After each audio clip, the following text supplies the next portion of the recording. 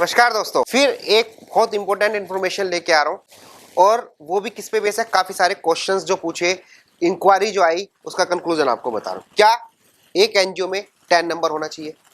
मैं गारंटी से कह रहा हूँ 80 से 90% लोगों को तो पता ही नहीं होगा ये 10 नंबर होता क्या है। तो आज मैं इस वीडियो के थ्रू आपको बताने वाला हूँ कि 10 होता क्या है और कब आपको वो लेना है। क्या एनजीओ में भी उसके रूल एंड रेगुलेशन अप्लाई होते हैं? दोस्तों, जैसे पैन नंबर होता है, हर ऑर्गेनाइजेशन को पैन नंबर लेना मस्ट है।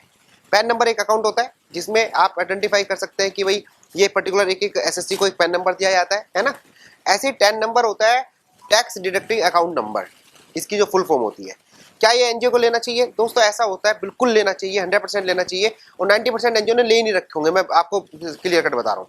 दोस्तों, 10 नंबर क्यों यूज होता है पहले ये देखिए। ऐसा होता है कि कुछ जो भी ऑर्गेनाइजेशन है, चाहे कॉमर्शियल है, चाहे आपका एनजीओ ऑर्गेनाइजेशन है, जब आप कोई खर्चे का पेमेंट करते हैं तो गवर्नमेंट ने कुछ ट्रांजैक्शन पे ऐसा बना रखा है कि अगर हम पेमेंट करेंगे तो सामने वाले का आपको टैक्स डिडक्ट करना है और वो गवर्नमेंट को जमा कराना है।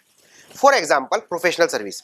आप मेरे से कोई सर्विस लेते हैं, कोई ऑर्गेनाइजेशन मेरे से प्रोफेशनल सर्विस लेता है और मैं उससे कुछ पेमेंट लेता हूं अपनी प्रोफेशनल सर्विस का, तो उसकी जिम्मेदारी है कि उस फीस पे मेरा टैक्स काटे और वो गवर्नमेंट को जमा कराए।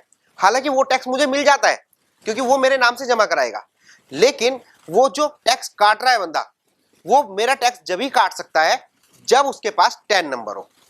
अब आप कहेंगे भैया वो क्यों काटेगा टैक्स और क्यों 10 नंबर लेगा? ये लॉ की रिक्वायरमेंट है कि जिम्मेदारी जो है ना टैक्स काटने की, वो उसकी है जो पेमेंट करेगा। अब क्या होगा अगर उसने पेमेंट कर दिया और 10 आपका टीडीएस नहीं काटा, क्योंकि टैक्स तो मेरा है, उनने नहीं काटा, तो क्या होगा दोस्तों? उसके ऊपर पेनल्टी है। और जब वो उस पेनल्टी को बचने के लिए, क्योंकि लॉ में जिम्मेदारी किसकी है टैक्स काटने की? पेमेंट वाले की, जो पेमेंट करने वाला है उसकी लायबिलिटी है, तो उसे टैक्स काटना पड़ेगा और मेरा ये टैक्स गवर्नमेंट को जमा कराना पड़ेगा, ये जिम्मेदारी उसकी है। तो वह व्यक्ति जिसके पास कुछ ट्रांजैक्शन है स्पेसिफाइड, ये तो मैंने प्रोफेशनल फीस को एग्जांपल दिया है। जैसे आप रेंट पे बिल्डिंग लेते हैं, एनजीओ जो है रेंट पे बिल्डिंग लेती है ना, रेंट पे करना होता है। अगर आपके यहाँ पे एम्प्लॉय काम कर रहे हैं तो सैलरी पे भी टीडीएस बन सकता है, प्रोफेशनल फीस है उस पर भी टीडीएस बन सकता है। तो काफी सारी ट्रांजैक्शन है जहाँ पे आपको आपकी जिम्मेदारी होती है कि पेमेंट करने से पहले टीडीएस का पेमेंट करा जाए और वो ड्यू टाइम में करा जाए और उसके जो बेनिफिट है वो उसे मिल जाएगा जिसका टीडीएस कटा हुआ है। अगर आपने वो टीडीएस नहीं काटा तो पेनल्टी लग जाएगी। वह व्यक्ति टीडीएस काट सकता है जिसके पास 10 नंबर हो। तो ये 10 नंबर एनजीओ में भी लेना जरूरी होता है। इसका मतलब जब एनजीओ कोई काम कर रही है ना, तो उसे खर्चे तो करने पड़ेंगे ना। रेंट पे भी ऑफिस लिया होगा, एम्प्लॉय भी काम कर रहे होंगे, कोई कॉन्ट्रैक्ट भी ले रहे होंगे, कोई सीएसआर फंड भी मिल रहा होगा, कोई कॉन्ट्रैक्ट भी मिल रहा होगा, सोशल कॉन्ट्रैक्ट भी मिल रहे होंगे, है ना। बहुत सारी चीजें हैं जिसमें टीडीएस की जरूरत होती है।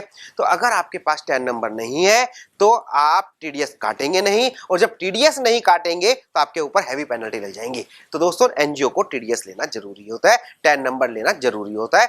तो मुझे उम्मीद है कि ये वीडियो आपके लिए यूजफुल रही होगी। फिर आऊंगा नई इंफॉर्मेशन के साथ। Thank you so much.